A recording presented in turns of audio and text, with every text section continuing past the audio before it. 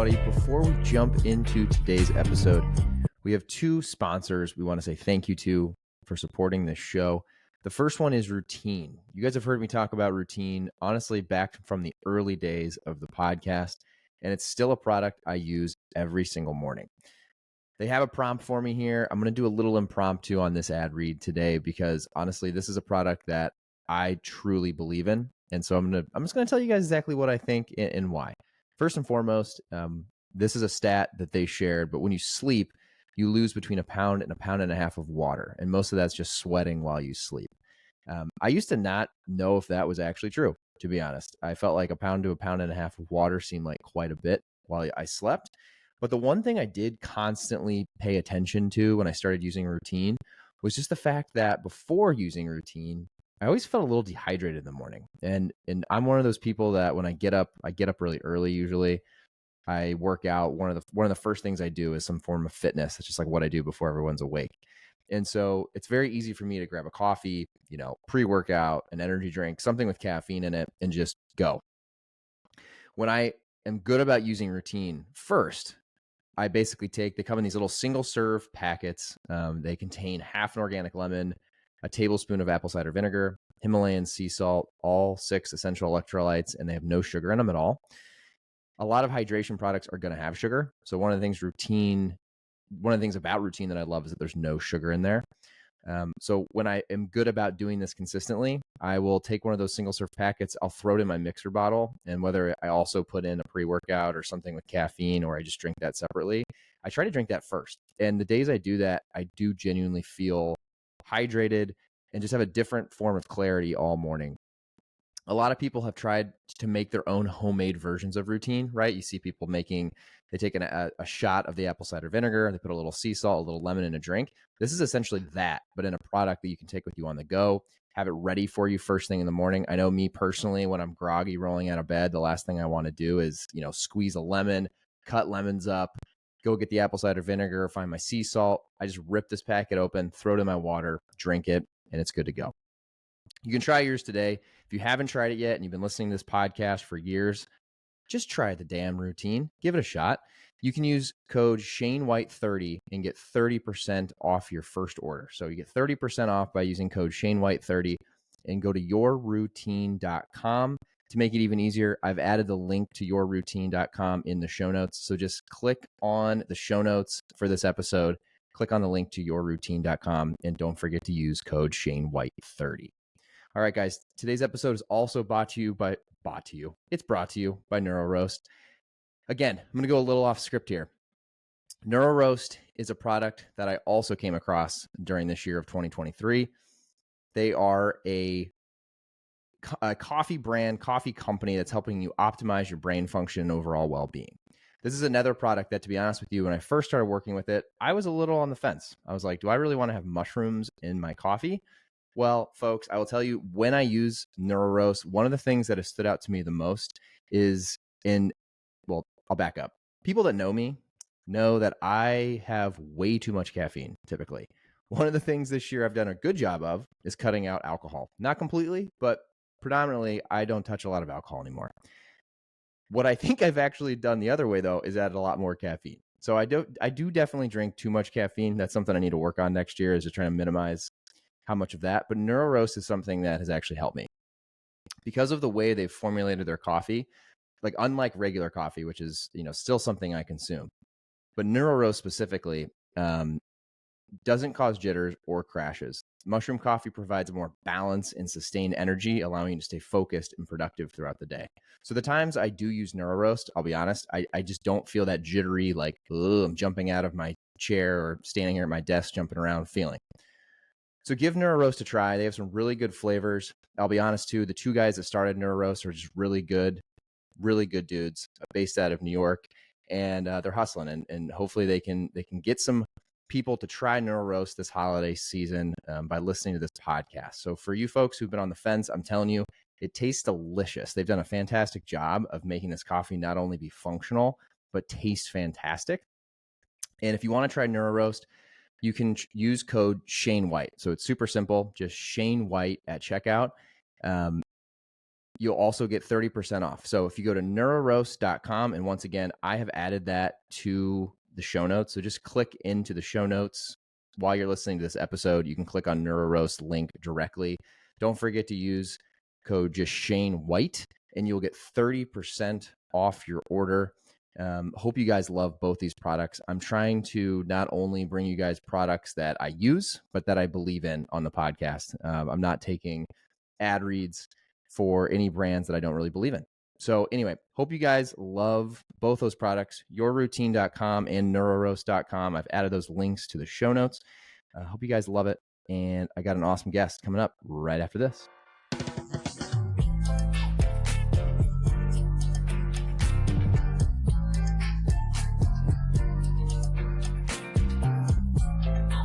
All right, everybody. Welcome back to another episode of the Shane White Show. I have the man, the legend, Peter, you're the first person I ever asked to come on the show way back in the day. I think I did tell you that. Yeah, a long time ago. So I finally worked you over a couple of years later. This is year 4. Thank you for taking the time, man. Welcome to the show, Peter Rahal. Thank you, Shane. Great to be here, and appreciate your persistence. You taught me that, actually. Yeah, it was one of the things we talked about. Just don't give up. I remember before we even dive in, I had to thank you. You're not going to remember this. The final interview. I do. Do you remember? You think you remember this? At the final interview at RXBAR, you asked me a question that I've talked about a lot on here. You asked me, if this was the perfect role, why would I ever leave it? I don't know if you remember asking that. It might have been one you asked multiple people. Yeah. Do you remember what my answer was by any chance? I'm putting you on the spot. No, I don't. I can't. I would be a guest. So when I joined, I'd always wanted to start my own business. That was like my thing. But I tried a bunch of dumb stuff that never really worked. It wasn't dumb. It was just things that didn't work. And so I told you that. I said, if it really is perfect and I get to learn as much as I think I can learn here, when I leave, it'll be to start my own thing, which is eventually what I did. So I just want to say thanks, because RX definitely put me on a different trajectory to be able to do that. Yeah. Well, glad you did. And, we had an entrepreneurial culture, so it's fun to see like the sort of offspring. I don't know, maybe that's not the right way to say it, but just it's cool to see people like branch out and go on their own. Yeah, I was gonna say there's been quite a few, actually, now that you say that. There's quite a few folks from the old RX days that are off doing their own thing. So let's start it off. First of all, anyone who doesn't know who you are, would you mind giving everyone a super quick intro to Peter Rahal and what you do? Yeah, of course. So grew up in the west side of Chicago, or the suburbs, to a family of food entrepreneurs, both on my father's side and my mother's side, in like the fruit supply or industrial supply side, and then on the juice, finished product juice side. They were like early pioneers in like the orange juice business in like the 60s as like a category. And then some of you like had some bad ideas, a couple failures, weren't resourced right, or weren't not the right partners. And then around when I was 25, I started RXBAR with Jared, childhood friend. That was built really around like this idea of like paleo movement, leveraging the growth of CrossFit gyms, and then trying to figure out how to cross the chasm to like the mass market. And then we sold that business, and I stayed on for a little bit, and then had started investing for a little bit, sort of meandering, figuring out what my next move was. And then closer to my end of my non-compete, I started pondering about like, I basically saw a gap in the market and thought if I was free and to design a protein bar from first principles, I bet I could do a good job doing that. And then as soon as my non-compete was up, I started working on it. And that was October 06, 23. And then, so like 11 months later, started David and my co-founder, Zach. And then halfway through developing David, Jared and I came together because we were doing some cool stuff on the product development side, and started Hornbles Chornbles with Jared and Tom. Love that. But I'm the CEO of David and co-founder of that, and then more co-founder of Hornbles Chornbles, and I'm not involved in the day-to-day so much. Yeah, so that's my introduction to my career. Love it. Yeah, your career. I love that. So I wanted to spend, we talked about this before. I want to spend a lot of today on David and what you're working on now. But I've always wanted to ask you, after RX, because when I joined, I got to work with you for, I think roughly a year or so before you moved on. What was it like leaving RX? I always wanted to ask you that. I think, you guys built something so impressive. And when I came in, it was so fun to learn from where we were and where we were going. when you left, did you know that you wanted to invest and then potentially start another company? Was that what was that time like for you, like walking away from RXBAR? Yeah, so there's like different phases that you go through. The first phase was like just shedding your identity, at least for me. I went from being a CEO with, appointments all day back to back, working, catching up on email at night, and that was just what I was conditioned to all of a sudden having some freedom on the calendar. So that was weird of like, oh wait, I have time. And then the next phase would be like this sort of like excitement for opportunity, sort of like feeling like, oh, there's so much to do out there, and sort of irrational exuberance, you could call it. Just like, oh my God, I could do so much stuff. That was a phase. And then got into investing because I had to like, I just got a lot of proceeds from the sale. So I had to like figure out money. Yeah, sure.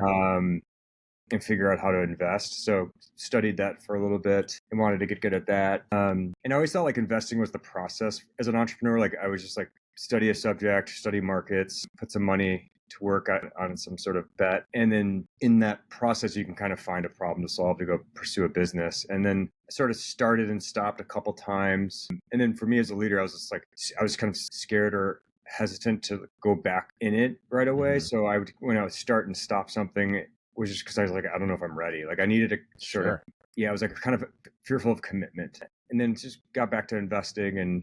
But I always knew like I belong like with running like in the arena. I was like much happier running a company or leading a company, and so that was always my goal.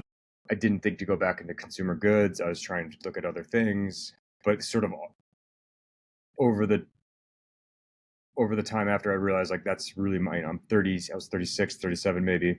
That's like my core competencies. Like I understand the consumer, I understand psychology, and that's probably where I should be spending my time. Yeah, no, that makes a ton of sense. I know when you started announcing some of the investments you made. First of all, I thought it was cool. I was like, oh, that's great that Peter gets to be involved in these next generation companies, and I didn't know enough or anything really at that time about investing. Was that it had to be a kind of an overwhelming time too. Like I would imagine all of a sudden just getting thrusted into, hey, I got to figure out what to do with the proceeds. I should probably learn how to invest. Like, did you have some help, I would assume? Did you have some people around you that you were able to lean on and learn a little bit? Yeah. It feels like an overwhelming thing going from operating RXBAR to having to do that. Yeah. You just find it kind of peers who've gone through it. Sure. You got to, everyone's risk appetite will determine sort of how they invest. It's not that complicated actually. Okay. It's like allocating money to things, and so it's like a whole new world. But it was fun. The only nice thing about investing is you don't have to you have freedom. You don't have to you don't have responsibility. Right. You're just You giving don't have them. to work really. Yeah. Did you, from just hearing you talk about it, doesn't feel like that was very fulfilling though? Was it kind of hard to go from DRX, just like you're in the weeds, you're operating, you're leading an organization, to that? Yeah.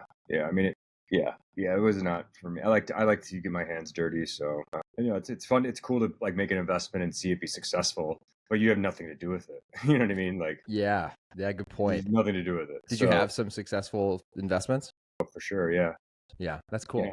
And the thing with investing is like, and actually, I think this is the root of the problem is like the feedback loop's so long. Like Right. you sort of develop a hypothesis, maybe you make the investment. You don't. If you're lucky, you get your money back, or if it works or fails in like 5 years, maybe.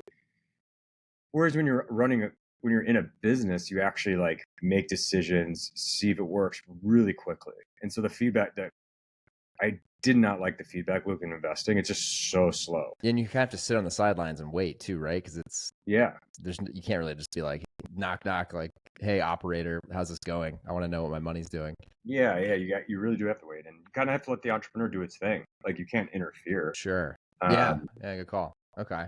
What was it? I mean, is that something you still have interest in just for financial reasons, or is that something you're kind of moving away from? I like cut it off. Yeah. Okay. I'm like cut off. I'm only focused on David and Hornbulls slightly. Yeah. Okay. It made a ton of sense too when you announced David. I know I've said this to you. Anyone that's asked me about the early RX days when I joined, I said it was funny. Even after the deal was done, I'd always see you like, I was a couple of rows from you. You'd get up and like go into the kitchen all the time. Like you were still obsessed with the product well after, you signed the paperwork, which is a testament, I think, Peter, to you. That you're a product person and you obsess over the actual physical product you're selling. And I thought that was really cool because it'd been easy for you to, stop doing that stuff. Yeah, yeah. I think product. Yeah, I mean, we're in the consumer like, it's literally the name of the business we're in. So Right. it's the most Right. important thing. And like, if there's there's always product problems or something to be optimized, and I can't let it go until it's solved. Mm-hmm. And that was actually what was so frustrating at RXBAR is we couldn't. It was very difficult from an R&D perspective because we're constrained by quantifiable whole food ingredients. So Right. you have to look at all, how it's processed all the time, temperature. There's all these other variables that just aren't as impactful as an emulsifier or something like that. So, but yeah, I think like if you look at, if I like study my investing track record, like one pattern would be product leadership, like a CEO who's very product driven, Mm-hmm. typically correlated with success. I like that. And it goes to show in obviously your newest creation here with David, such a pivot in a lot of ways. When you came up with the concept, was it top down? So like, was it, I want to come up with a bar that has 20 Yeah, grams of protein, 150 calories, and we'll figure out the science, or was it the other way around? it was the other way around, and it was basically, I've been in the nutrition bar space for 20 years, and on the surface, it's been sort of driven by different trends. It's like the weather Yeah, changes, for keto, sure. paleo, Atkins, fasting, whatever have you, carnivore. And so, but if you look at like the pattern of what has remained constant is that people want the functionality that people want in the category in protein bars, not necessarily snack bars, but like the functionality people want is actually to increase or maintain muscle. So like muscle health. And then the Mm-hmm. second part would be like to decrease body fat. Like the paleo diet was like, that's remained constant. So the question was like the market probably like, what did the market really want? Like, and they want, it's like, what's the best way to design a protein bar today, absent of the ideologies that are in food, and especially like niche CPG. And it was actually like, if I would, and the person I wanted to design it for was actually like, would it be approved by Peter Attia or Andrew Huberman or Lane Norton? Like Very cool. the actual Yeah. like I'm the artist, they're the scientist. So that was sort of the first principles approach to a protein bar. And when you look at a protein bar, you actually want as much protein as possible with a little other stuff as possible. Like it's just a protein delivery system. Okay. Yeah, for sure. Right. You want as many grams of protein as you can, but you want to minimize the calories. Yeah. Yeah, exactly. And it's actually, when you look at like a natural, like if you look at like, it's a protein bar, it's a packaged food. It's like a processed food. So like a sort of keto, or I mean, like a paleo item is actually kind of like an oxymoron. Like I always thought that. it's paradoxical in a way. It's like, doesn't Yeah. really make sense, but it does make sense. Like the people that gripe about processed ingredients, like, well, Yeah, it's just like eat real foods then. 100%. Like, why are you eating a protein bar? Like, stay out of there. Like, Right. Yeah. so, a protein bar is just a tool for when you're in a crunch. It's convenient. It's if you want a protein hit. And so, yeah. And so it's bottoms up. Like, all right, what's, like from first principles, it would be like a 30-gram protein bar, 120 calories. Or something. Like that would be the best way to design a protein bar. But, as you know, in this business, taste and texture is like mission critical. Yeah. You talk about that forever. Yeah. So like, you never have to like defend the product. It's like, it's good for you, but it's like, it tastes terrible. You can hear people defend it. Like you never want to defend the subjective taste and You see texture. that so much with keto products. I'm sure you know that. Like Yeah. the ones I've worked with too. It's always the gripe with consumers is either the taste, the texture, the way it makes you feel. Yeah. And yeah, so it's bottoms up, and then we landed at the nutrition where we are today, and yeah, very happy with the outcome, and I think the product's great, and as you know, we're always I can't help but try to like continue to improve it. So, but yeah, so it's a bottoms up build, and then free of niche ideologies, I would say. Yeah. No, I mean it's smart. You didn't pin it on the next paleo, the next thing. Whether that, I feel like right Yeah. now carnivore's gotten big, keto's falling away. Yeah, exactly. And like you look at our RXBAR, like we had a position, and we never really positioned as paleo, but it was clearly in our DNA. And like our early adopters moved to keto, which is like Yeah. anti-snacking, anti-carb, like anti-breakfast. So you want a anti-fragile sort of position that's has the long run, and that's I think our evidence approach to the nutrition facts, what matters in nutrition, has longevity. And I just don't want to ever have a brand that's in a vulnerable spot, candidly. Yeah, no, that makes sense. I mean, I think that's probably one part of the RX bar story that COVID. That was such a wild time. Like Oh I, my I was on God. the way out when all that happened, but just a revolutionary time for the protein bar space, and brands like RX took a huge hit. People just stopped eating breakfast. Didn't really, it just what the use case of it went away more than anything else, right? Oh, the total occasion was gone. Completely. Yeah. I remember so many people being like, yeah, I don't need a bar. I'm stuck at home. I'll just make eggs. Yeah, You exactly. know? Wild. So, the cool thing about what you've done with David as well, Peter, is like, obviously, if people know the backstory of RX, you created it in your parents' basement. Was David similar? Like, did you start tinkering with this at home, Yeah, in a little Miami, or bit. where were you? A little bit. We needed. I have resources now, so we got a lab to help, Okay. to execute some of the stuff. But it's the Sure. same idea. It's like starts with product, starts with a vision, starts with a philosophy, and then yeah, it's just building it from the kitchen from there. Yeah. Well, like the know-how is just so different, right? Like I just know so much more. Yeah. I mean, And my partner Zach's really good at. He started a company called Ray's Cookies, so oh, yeah, that's right. Okay. we both are like both founders here are very product oriented. Yes. So together it was a good combination to bounce things off each other. That makes a ton of sense. I forgot he started that. So what you're tinkering with it, you get, an MVP, I'm assuming. Now the science behind it is revolutionary. I know that you have a lot of really good content that I'll tag for people to go on the website and see.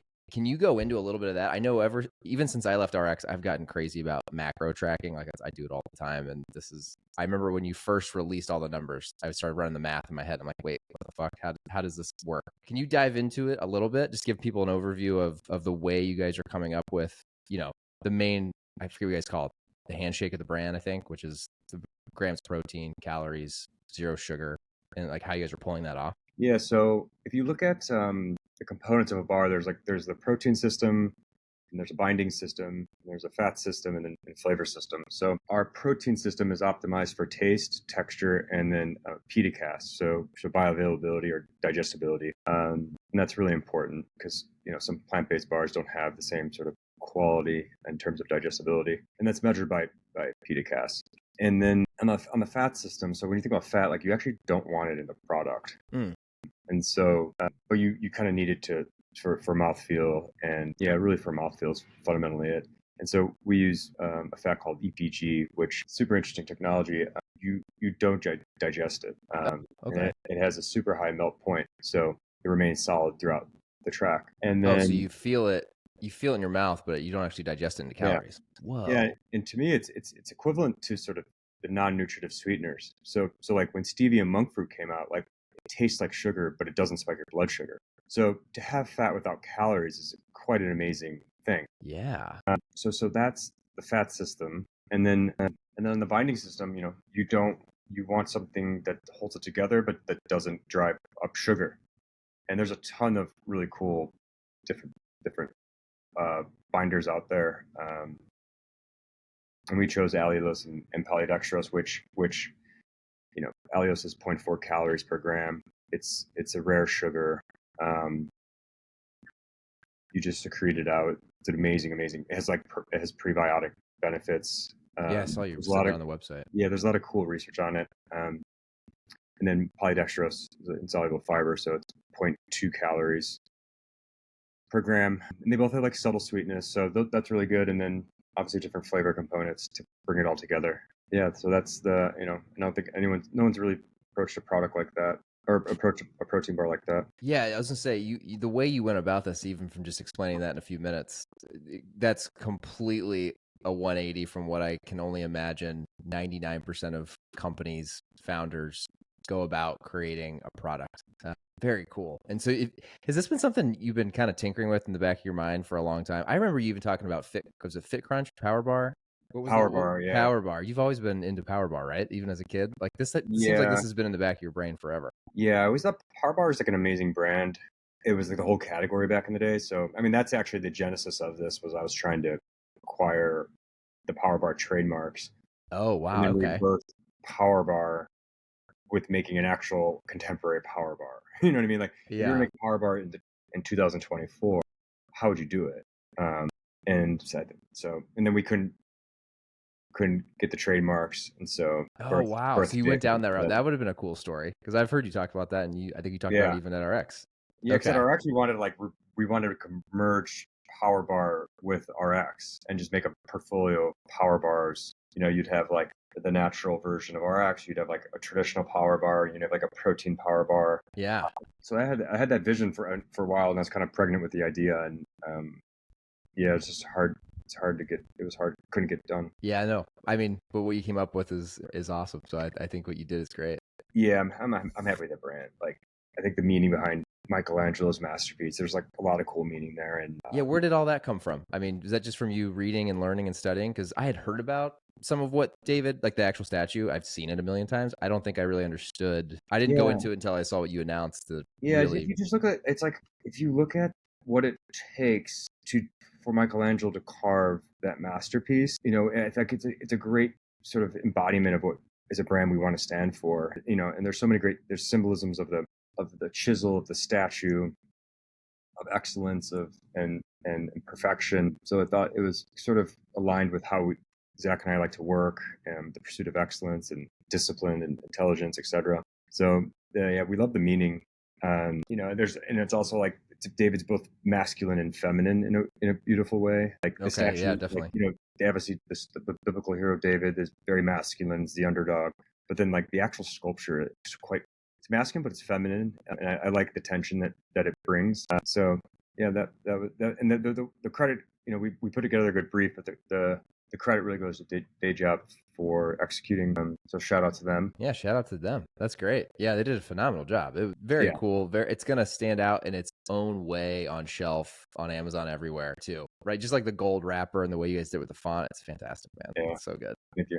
So I have to ask too. The other thought I had when I came to you, very obvious, very product focused, product obsessed from the beginning when you came up with the product. Going from having a product to now building another organization is a whole different can of worms, I'm assuming. Even starting with Zach, how'd you go about going through that process? I'm sure after RX, it was tough to how do you go through a vetting process to find a co-founder? Yeah. So Zach, I'm self-aware. I know what I'm good at. I know what I'm bad at. And even if I don't want to do it. I like to work with people. I don't want to do it alone. There are certain traits I was looking for in someone, and Zach's probably. So one, I wanted someone who's had the humility to go start a company. So Zach started one. He left like his great job to go work in a kitchen outside Jersey and make cookies. Like, so there's like So what does that mean for somebody? He had the courage to do that. He had the humility to like go make cookies while his friends are in big iBanking jobs or something. So that was one, and then he understands product. I wanted to make sure we have like great rigorous debate about product. It's not just my responsibility. And then he's one of the smartest people I've ever worked with. He is actually the smartest person I've ever worked with. So just really high horsepower, high output, very accurate. So so like I always there's kind of like two ways to think about people. There's in a binary way.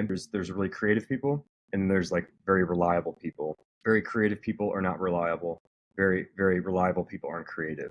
And so that's what I was generally looking for. Yeah, so that was so it was very obvious that he was and so we joined basically September. We started together like September of last year, and then yeah, like actually, like it's daunting. Like the building there's two things that are important. It's like your first product is your core product that you sell. Then the second product, your organization. Yeah, You know what I mean? So you saw what we did at RX. Like there's a lot of work that goes into like product sizing your org. so And much work.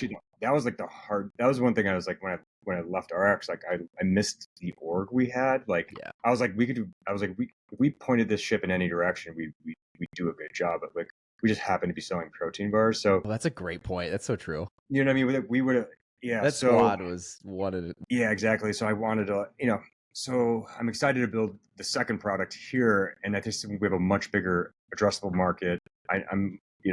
We have a pedigree now. So, but the org is like, I think building the org is, and as an analogy of a product is actually the hard part. It's emotional. It's not obvious.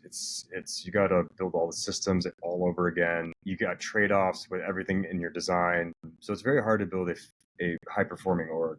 But I view it as like those are two things I'm obsessed with. It's like the product and then the org. And then it turns out if you do that right, everything else works out. Yeah. What do you think are some of the keys to that? Because I mean, if I think about your story at RX, you had a lot of time, I guess, from making the first RX bars, actually selling them, to even me meeting you in 2017, like a lot happened in between there. You were a small team for a long time, scrappy as hell. This, you guys are, within a year, you go from concept launch, you're building an org. What have been some of the keys, you think, to hiring the right people fast? One of my strengths is I just understand psychology really well, personality. So culture lives in the four processes of the first is the hiring process. Second is the onboarding process. Third is the promotion process. And fourth is the exit process. So a culture, a group of people, and an org is just a group of people working together. So that's a company. And so how you select and identify the people that join the company is really important. How you introduce them into the culture and onboard them into the group of people is important. How you reward the right behaviors to show what behaviors are important and how does someone thrive in the organization is important. And then how do you sort of move people out that are not right for the culture? So I have a good understanding of that. You saw it through our processes were at RX. So just sort of taking those company building tools, and then me and Zach just reran through them and trimmed some fat and sort of modified them to what we thought. And then, in New York, we're building the business in New York, and there's just a lot of great, smart people here. Oh, yeah, I'm sure. Yeah, I was going to ask, has that been kind of a big difference too, just being in New York versus Chicago? Honestly, yeah, there's this really hardworking, smart people. Are you enjoying it too? Because that's a big change. Were you in New York very much? No, not back then, right? I love it. I just we have a young team, and they're just got so much more energy than me. You're not 32 anymore. Keeping me young or making me older, or both. Yeah, it's funny to think when you sold RXBAR, I'm your age now. Like that, I'm the age you were, which I realized the other day when I was preparing for this. I was like, oh shit, Peter sold RXBAR at my age. Yeah, fuck, you were so young. At yeah. least I feel young. Yeah, but it's good though. I like having young people around, and I'm like the elder, the wise old elder here. Yeah, yeah. I mean, are you still doing service the way you did at RXBAR? That was, I still think, one of the coolest things you guys did. I mean, we've only been in business 2 weeks, so we had with one person join, and they're doing service right now. But we had on the week of a launch, we had a ton of tickets, so everyone just jumps in for a little bit, learns. For everyone listening to who doesn't know what I'm talking about, when we started at RXBAR, the first 2 weeks, not 2 days, not 2 hours, 2 weeks, you sat at customer service, answered emails, answered the phone. It's a humbling experience as well as a very enlightening experience to just dive in and be a servant of the brand. I've told people, because it doesn't matter what your role was. It didn't matter. I came in as a financial analyst. It didn't matter if you were a VP, if you were every single person that came in did that. And I thought it was cool.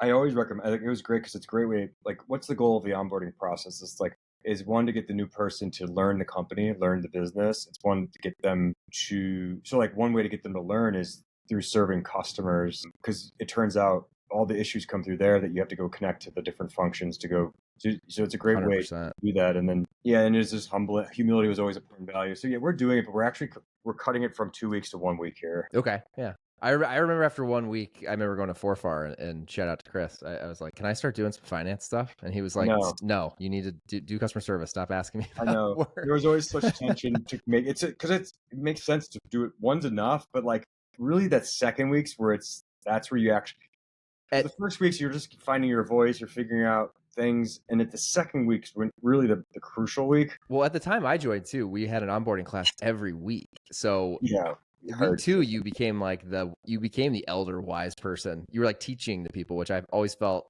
even in service, you learned a lot by teaching the new people what to do. Yeah. Right. It was a great rite of passage. For sure. And funny enough too, for people listening, we sat right next to you. So if we were answering the phone, you also were like, shit, I hope I answer this great so that Peter hears, it was just funny. It was it was cool that you sat so close to it, because you got to hear all of us interact with customers. You probably picked up on things. Yeah.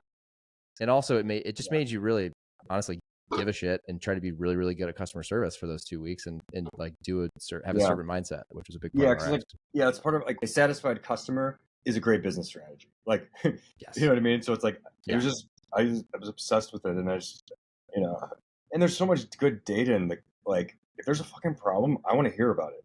I want to be the first one to hear about it. Sure. And again, give you a lot of credit, because that would have been something easy to go get a corner office and not be by that anymore. And that was never something you wanted to do. Oh yeah, I want to be the muck. Yeah, no, I take a lot of respect from that. I try to do the same thing today with what we're doing. So, I mean, you're building a team. You have an office in New York. Have you fully left? Are you still in Miami much, or are you just straight New York now? Straight New York. I have a home there, but yeah. But residing in New York. Are you completely removed from Chicago now too? Yeah, for the most part. Okay.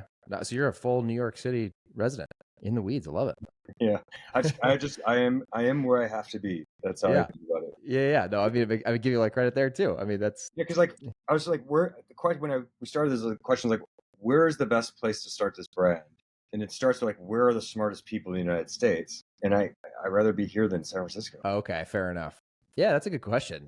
How did you come to the conclusion of New York? I mean, it logically makes sense as we're talking about it, but I don't know if the smartest people are here. It's on the East Coast, which I think is superior. It kind of, the only trade-off with New York is like the nature component. Like I think it has lots of art, culture, restaurants. One thing great about New York is you don't have to leave because everyone comes through here. Like at some point in the calendar year, Shane's going to come to New York. So you don't, that's a huge advantage. Media's here, money's here. So yeah, if you just like lay out all the factors, I think, it's just expensive. That's the problem. So like, you look at it, service, like you can't just you can't have a call center here. You can't it's expensive.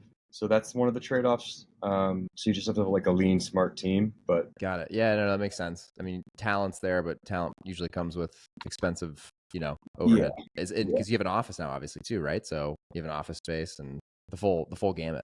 Nice. Very cool. One thing back to the product I thought was interesting too, I want to make sure I asked, was not only, obviously all of the things we just talked about with physically the product, the way you brought it to market, the way you thought through it. Now you're working on phase 2, which is building a team. I thought what was also just a really smart play by you and Zach was thinking about when you launch it, just the overarching media message to people around you. So obviously Atia being all over the website, Huberman. Was that also I would just be curious of your thought process and looping them, trying to get them to be a part of this, the strategy behind this. And ultimately, I've noticed this just from being an Atia follower for a while. Like he just so organically has talked about it, whether that was by plan or not. He just seems like he's obsessed with it as much as you are, which is cool. Yeah. And I think Atia is just so respected and he's so rigorous. He was really influential. There's a lot of credit in shaping nutrition culture. And I think America can have America can have like a voice for a long time. It's like I think he's like America's doctor. I would agree. He's super smart, can explain super complex things very simply. And when starting the business, I want to work with the best minds, and he really helps. He's just an amazing resource to bounce ideas off of across the science, the ingredients. Like again, it's like perfect. Like I'm the artist. I'm not the scientist at all. So okay. Yeah, I got it. We needed that as a resource, and I just really respect how he runs his businesses. Like he has a great way of approaching business. Love that. Yeah. So has he been involved pretty much from pretty early on? We started, probably like 4 months before launch. Okay, nice. Yeah. That's awesome. Yeah, I mean, having someone like him, having Huberman involved, the other thing I respect about both those guys is they could have at this point plastered their names across 1,000 products, and they haven't. I've been thinking about both of them before you guys made that announcement. I was talking to Kyle recently about it. I was like, it's kind of crazy that neither of those two really. And you have to understand, like, too, like they get everyone reaching out. Like, I'm sure everybody. Oh yeah, it's just got to be overwhelming for them. And I think like they're respected for a reason, and they shape culture. Sure. Yeah. I mean, and it's wild that I think David has that potential too, right? I think it has the potential to shape a category that it has been. I'm sure you, above all, have noticed what I've noticed, which is it's wild since RXBAR how many brands have flooded into the category, and I feel like just keep trying to do something. It's almost not copy paste at all, but similar, whether it's packaging, the simplicity of the packaging, the colors, so much copycat going on. And then all of a sudden David comes in and it's just like same thing. It's like just fucking rethought the whole thing. Totally. From first principles. So it's cool to hear that those guys are involved, because I think not that it needed validity, but it gives validity from a community of people who I would argue anyone that follows them just truly respects them. And again, they're not plastering their faces and names on just any product. They're very, very thoughtful of who they partner with. So obviously you launched bars, 4 flavors. It's live on the website. What is the game plan as far as path to market? Are you guys, obviously you launched D2C, but are you guys trying to figure all that out now of where you're going to be from a retail perspective? Yeah, the way we think about it is we want to launch, get a sense of demand, how the market responds, determine if we have product market fit, and then bring on Amazon with you. It's a good idea. It's a good idea. I'm excited And for then that. and then we just want to bring our mission and serve the market as fast as possible. So we're trying to find the right retail partners to extend the product to the market, and so we're working through those plans now. So as you know, it's just it's kind of like we're pursuing some, reacting to some, but I think the response has been really great. So we want to fulfill demand as fast as possible. Yeah, because this is going to be a little different, right, of a rollout than RX. Obviously, it was door by door and very thoughtful. And not that this isn't thoughtful, that's not the right word, but just slow and steady economics were important. Yeah, it was different. RX was constrained, whereas like this is basically this is like RX starting. David is like RX 2016. Yes. After the rebrand, basically RXBAR the first 2-3 years or whatever was finding product market fit. Sure. Yeah, it definitely was. Yeah, so I think with our know-how, which is sort of kind of fast forward the experimental part of it, and I would prefer to like go quiet and just go slow and piece by piece, but unfortunately we had to. Yeah. And I mean, I would assume you don't have to say yes or no on the podcast, but I would assume when you guys made the announcement, it was pretty much a lot of retailers were like, hey, we would absolutely love a meeting to figure out if we can get you on shelf. Yeah, it's gotta be. I think not as much as you think. Really? Yeah, I think because I think there was awareness, but they need to try the product, right? Like, Fair. so there was, I think, and like, there's probably been a lot of questions to you guys directly, hasn't there, about like how the macro makeup is so crazy that people are like, wait, I gotta try this. It's actually a beautiful thing because expectations are so low. Okay. Really? Like, right? Yeah, like I think most people don't like protein bars actually. Fair. And so like that's protein bars, like true. their expectations, like they're chalky, old, whatever have you. And then on top of it, the macros are there's what 30% maybe more better than the market.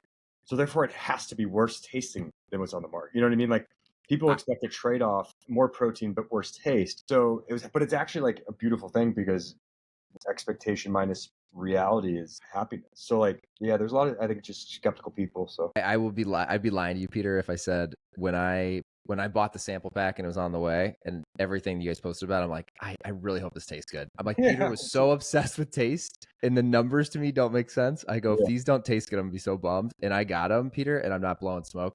My wife and me tried them at the same time and we both were like, holy shit.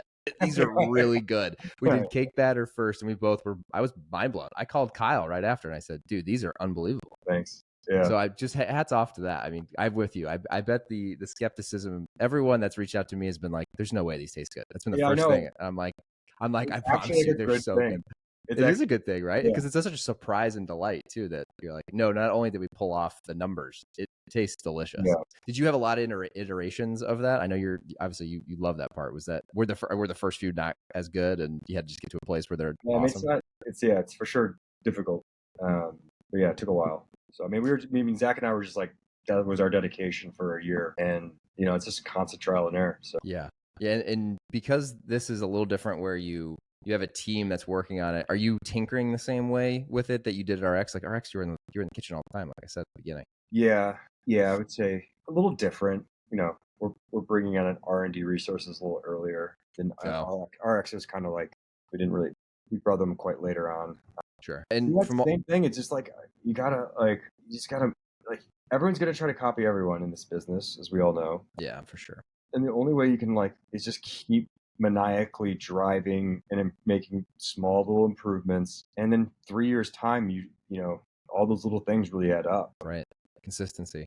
Yeah. So the one other thing that comes to mind is you obviously launched with bars on the website and all the communication you guys have shared. You're treating this as a protein delivery system. So I don't know if you guys are teasing this yet. I'm assuming, are there going to be things outside of bars that David's hoping to get into? Yeah, like our focus is on bars. And I don't mean to trivialize innovation, but I actually think harder thing to do is just to say no and focus. Yeah. It's kind of easy to imagine that where it could go, and but what's more important is that we just stay focused, to be honest. No, that makes sense. I mean, I remember we said that even at RX, right? We started getting into nut butters and oats and all these other things. There was Yeah, still well, a it wasn't lot. until we were at scale, like, Yeah. There's bars is so big. There's so much you can do in bars before even yeah, and building bars. I just wouldn't want to divert resources to something when we have so much work to do. Sure. And then this one, you might not have an answer for this yet, but I'd be remiss if I didn't ask. Are you end goal for David, like the macro picture for where this brand is going? Do you hope to someday sell this one? Do you hope to, is this going to be like a kind of a family business where you're just going to continue to build amazing products somewhere in the middle? Yeah, so I think of it this way. There's like 3 outcomes. 1, we die. 2, we join a portfolio, so get acquired and plug into a large portfolio.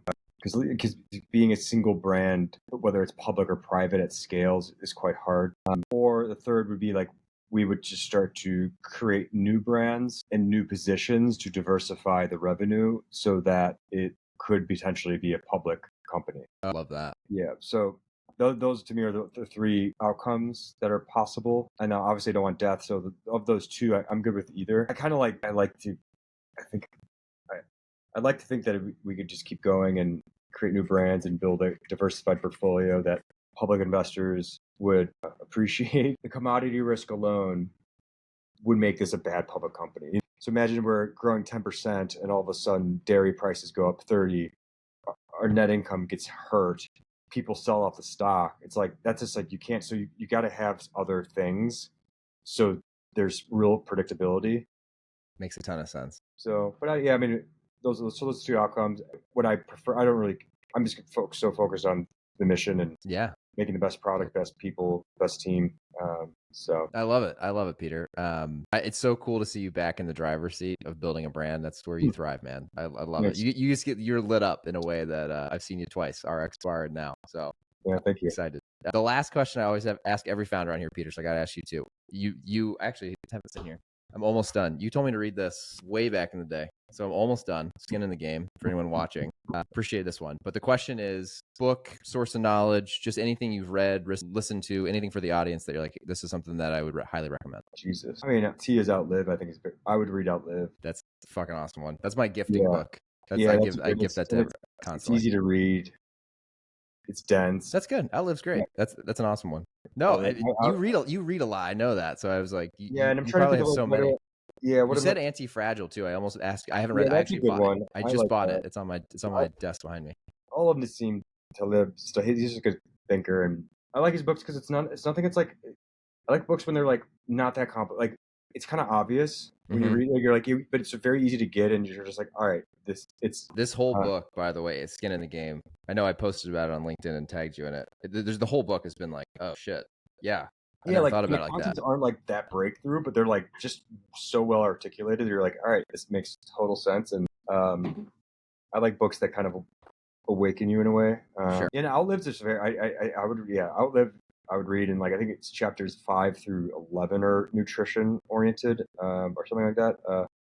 But I think Peter's done the best job. Like, I think prior to Peter, like nutrition was just this like religious world that like really wasn't science. Actually, it just was. For sure. It's like paleo. It's like my ancestors didn't eat it, therefore it's not good. And like that's a good hack, perhaps. Like I do think like eating whole real foods and paleo is probably a good way to eat, but it's not science. You know what I mean? Like, yeah, you're right. No, you're right. It's just basics, like getting back to the basics. Epidemiology, but they're good hacks. But it's just like there wasn't like the same scientific rigor, and I think it's over the past 2 years you're starting to see a better understanding of it. So Outliv's great. Outlive got me to go get a blood test. I had never really gotten a full blood panel done before, and I have super high APOB and a bunch of stuff that I'm trying to figure out now. Yeah, like preventive medicine, like it's how the questions like how do you make it accessible and affordable and frictionless? Like that's a very complicated problem, but so okay, love that. I'll tag that one. And then very last question. I know you got to go. How do you organize your goals and tasks? Someone like you you're trying to build this audacious company, Peter. Do you use like pen and paper? Do you have apps? How do you organize like the goals you're trying to build to all the way down to what's Peter doing today?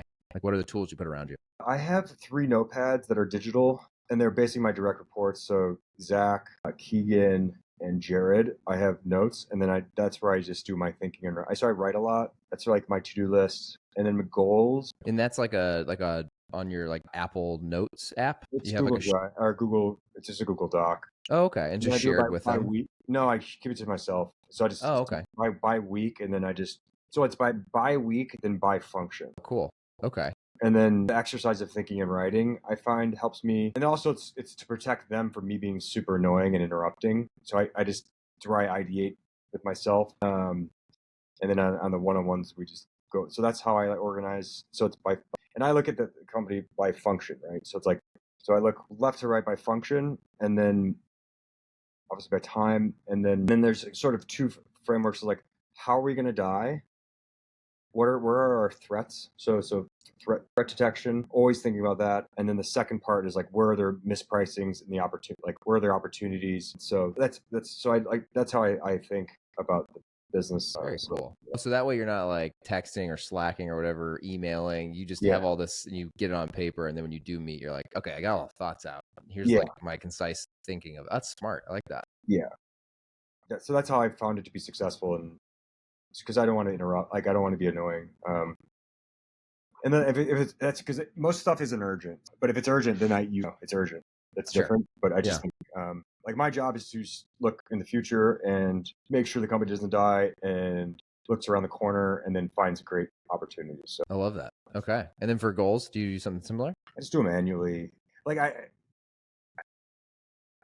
do them like it's like we're in phases. Like this phase we're in is like setting up the supply chain and the foundation. Right. Like it's kind of a subject. It's not totally measurable, but like I view things in like story. Like this part of our story is like we launched, validate product market fit. Now we got to make sure the foundation is set to go build the house. Right. Okay. Yeah, that makes sense. It's not necessarily like a specific financial number. Could be, but not really. So it's making sure we have just real certainty with our ability to react to demand. Because as you know, like that's where all the risk is in the supply chain. So absolutely. So that's that's how I think about it a bit. No, that makes sense. I appreciate it, Peter. Well, thanks for taking the time, man. I'm pumped that we got to sit down and do this. I'm super excited for you guys and what you're building at David and Horribles. I saw that this week. We didn't get into that, but when that launches, I'm pumped. So cool to see you just back in the driver's seat with some of the old faces too and some new ones. It's an exciting time. Thanks, man. Excited to work with you again. I'm very excited to work with you too, man. Thanks for the opportunity. We're gonna crush it. It's gonna be a blast. Awesome.